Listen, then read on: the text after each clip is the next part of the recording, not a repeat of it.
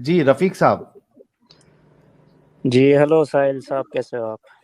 जी मैं ठीक हूँ, आप कैसे हैं? मैं ठीक ठाक, बढ़िया जी बढ़िया। सर मोमिन है आप भी? मैं दरअसल एक्स मुस्लिम हूँ। मुझे छोड़े हुए पाँच पाँच छः साल हो गए अभी। अच्छा 5-6 साल हो गए। ओके। यार आज तो एकदम लाइन लग गई है हमारे वहां पे, ये क्या कोई मुसलमान बचेगा या नहीं बचेगा? और ऐसे ऐसे मुसलमानों की आर्ग्यूमेंट सुन के तो मेरे को नहीं लगता कि कोई इस्लाम में बाकी रह पाएगा। आई थिंक कमेंट सेक्शन में कुछ है लोग जोरदार जी। कमेंट मार रहे हैं जी। कुछ कंफर्म कर दीजिए, मुस्लिम थे, कुछ सूरा वीरा या क्या बता सकते हैं जिससे लगे कि हाँ आप वाकई में मोमिन थे? जी जी। बिस्मिल्लाहिर्रहमानिर्रहीम। अल्हम्दुलिल्लाहि रब्बिल आलमीन अर्रहमानिर रहीम मालिकी यौमिद्दीन इय्याका नअबुदु व इय्याका नस्तईन इहदिनस सिरातल मुस्तकीम सिरातल लज़ीना अनअमता अलैहिम गैरल मग़दूबि अलैहिम वलद्दालिन। आमीन। माशाअल्लाह। जी जनाब, क्या हो गया था ऐसा जो आपने 5-6 साल पहले छोड़ दिया? तो दरअसल मैंने बहुत जवानी में जो इस्लाम कबूल किया था। मैं दरअसल मेरी पैदाइश तो हिंदू ही थी। क्या तो मजाक कर रहे हैं यार। नहीं नहीं, मैं सच कह रहा हूँ। हाँ।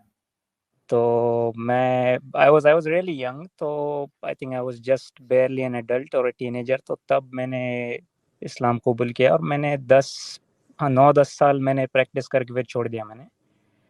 अच्छा, तो क्या मतलब कोई तबलीग किया था आपको जिस जो आपने इस्लाम कबूल कर लिया था, या वीडियो वीडियो देख लिया था, कि क्या हो गया था? दोनों कह सकते हो कि तो जवानी में क्या कहते हैं, मुझे उसका साइंस का और फिलोसफी का ज़रा शौक था। तो आई वाज ऑलवेज क्यूरियस कि ज़िंदगी का मकसद क्या है और क्या मतलब हमसे बड़ा कुछ है या नहीं।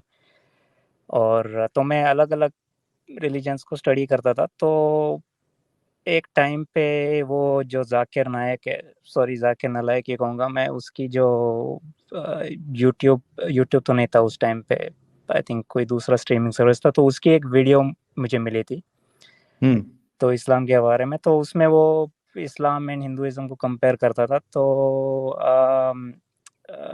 तो उसमें वो फटाफट फटाफट जिस तरह आपको पता है, द वे ही टॉक्स, वो हम्म। इधर उधर की वर्सेस मेंशन करता है। राइट। तो थोड़ा I found it little bit interesting. तो उसके बाद फिर मैं अभी I live in a western country. तो मैं यहाँ I came here as a student. तो पढ़ाई पढ़ाई करने के लिए आया था मैं। तो उसके बाद मैं पढ़ाई में ही ज़रा बिजी हो गया। लेकिन फिर आई थिंक 1-2 साल बाद थोड़ा I was going through some personal problems वगैरह। तो थोड़ा सा मैं वो था, क्या कह सकता, डिप्रेस्ड या थोड़ा स्ट्रेस्ड आउट था मैं। हम्म। एंड एक मेरा रूममेट भी वो था, मोमिन ही था। तो वो भी कभी कभी, वेरी रेयरली, कभी कभी बातें करता था इस्लाम की। हम्म। अ, कि ऐसा है वैसा है, अच्छा है, इसमें ये है वो है। एंड तो उसके बाद फिर और उस मतलब आपको पता है ये लोग जिस तरह मतलब उनका बर्ताव होता है, मतलब बहुत बाहर से बड़े शराफत से पेश आएंगे और वो तमीज़ तहजीब के साथ।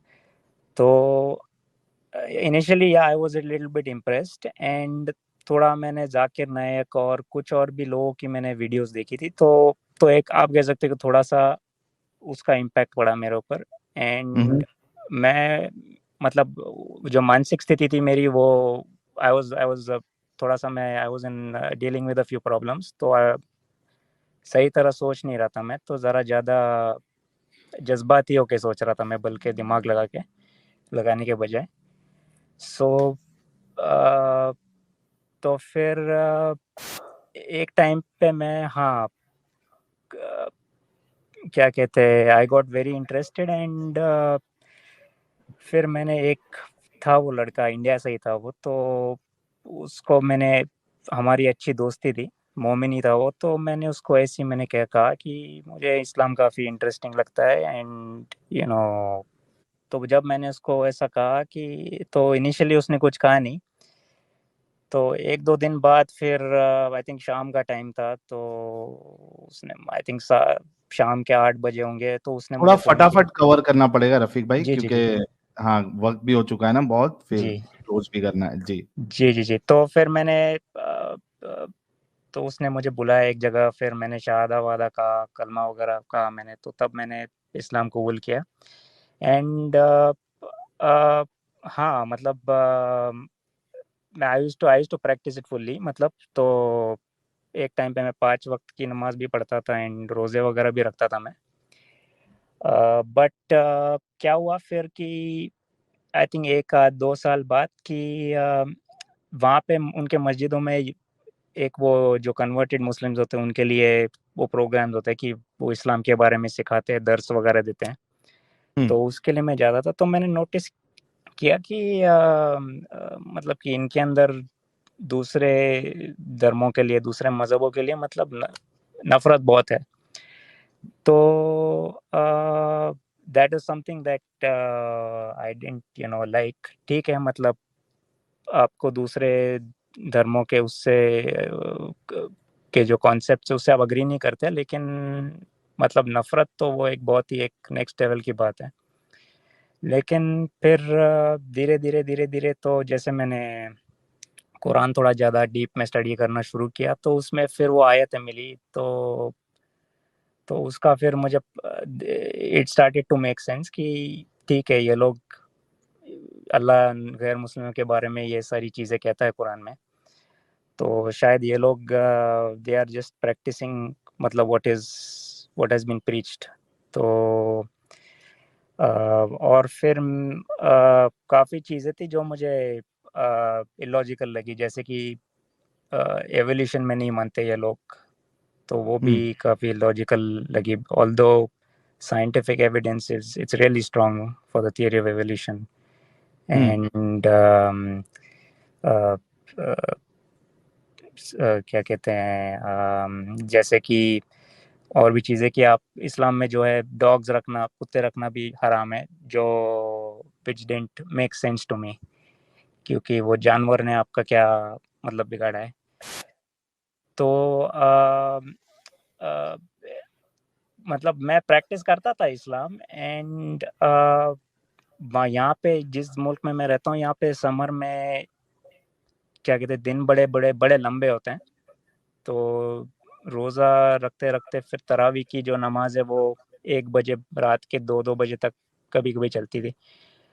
तो ये लोग कभी-कभी लाउड स्पीकर पे अपना दुआ वगैरह पढ़ते थे, वो तरावी के बाद। तो मुझे लगता था कि यार ये लोग रात के 2 बजे and it's not a Muslim country, तो ये आस-पास के लोगों को क्या तकलीफ़ वगैरह नहीं होती होगी? तो वो मैं सोच में पड़ गया कि ये मतलब अ, किस तरह का धर्म है कि आप सबको परेशान कर सकते हो, लेकिन मतलब you want to practise your faith, but you don't care about how it affects other people. And फिर आई थिंक 2015-16 के आसपास जब वो आईसिस का वो शुरू हुआ था मूवमेंट, तो काफ़ी लोग यहाँ से गए थे वेस्ट से ना, जो कन्वर्टेड भी थे और कुछ जो मोमिन थे आईसिस ज्वाइन करने के लिए। तो फिर आईसिस जिस तरह मतलब लोगों को मतलब बंदी बनाता था, स्लेवरी वगैरह प्रैक्टिस करना और फिर लोगों को जिंदा जलाना,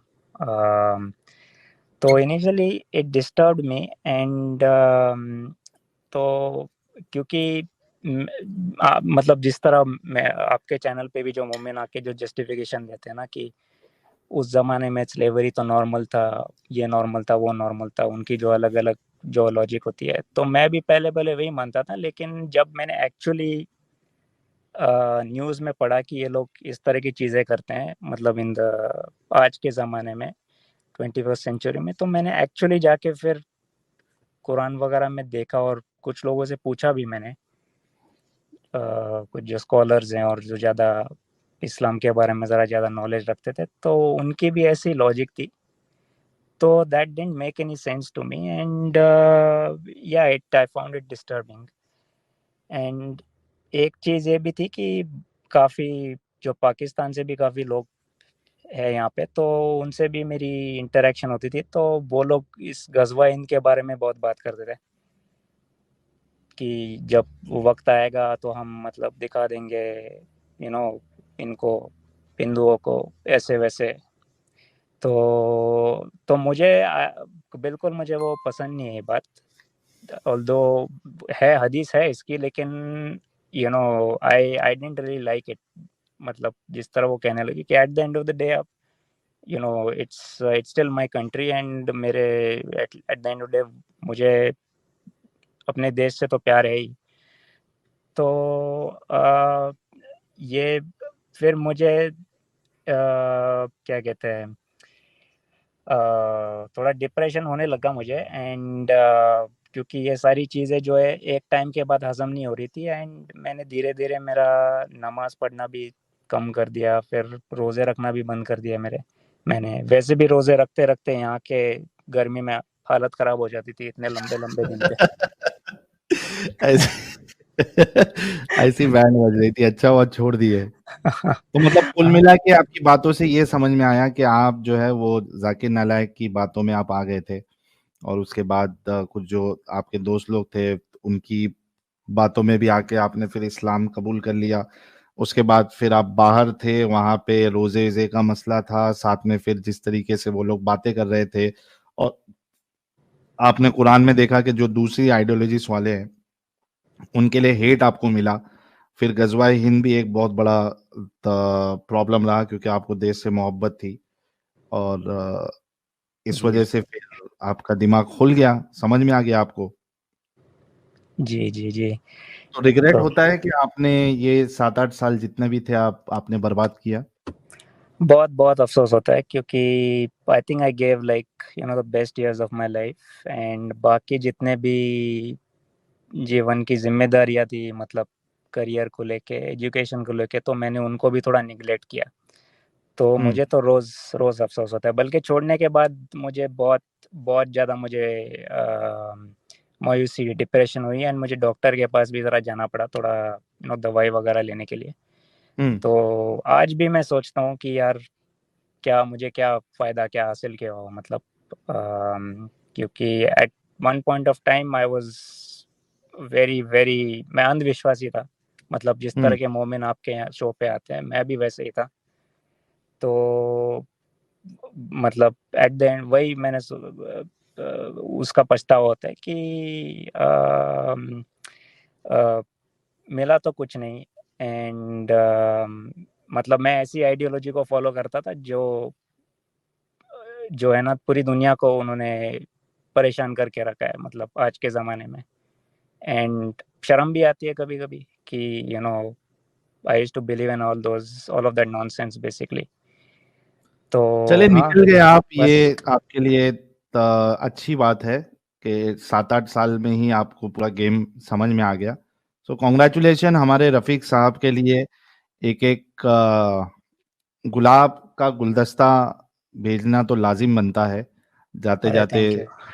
हाँ, आज तो लाइन लग गई एक्स मुस्लिम्स की, कई सारे नए नए एक्स मुस्लिम्स आए, और मज़ा आ गया, एकदम दिल खुश हो गया। हमारी मेहनत जो है वो रंग ला रही है, और लोग सामने भी आ रहे हैं और बता रहे हैं कि भाई हम भी इस चीज़ में आए थे, फंसे थे, लेकिन हमने अभी इस चीज़ को त्याग दिया या छोड़ दिया। बहुत बहुत शुक्रिया रफीक साहब जुड़ने के लिए, थैंक यू सो वेरी जी, मच। शुक्रिया। आपसे एक सवाल पूछना था, अगर मैं पूछ सकता हूँ। जी जी जी। आप यार आप कौन सा च्यवनप्राश खाते हो ये इतना मोमिनों से को झेलने के लिए, क्योंकि इनकी बातें सुन के तो कभी कोई सर में दर्द होता है। हम बर्फ की जो लादी होती है ना, बर्फ की सिल्ली, जी। उस पर बैठ के फिर ये करना पड़ता है। जी जी जी जी जी। नहीं, तो लेकिन वो you are doing a great नीचे से जॉब, ऊपर मतलब। जाती है, वो दिमाग तक, जी। भेजे तक जाती है। पूरा दिमाग ही ठंडा हो जाता है, शांत हो जाता है। जी। जी चलिए, बहुत बहुत शुक्रिया सर जी। चलो, जुड़ने के लिए। थैंक यू यार। ओके। Thank you. ओके।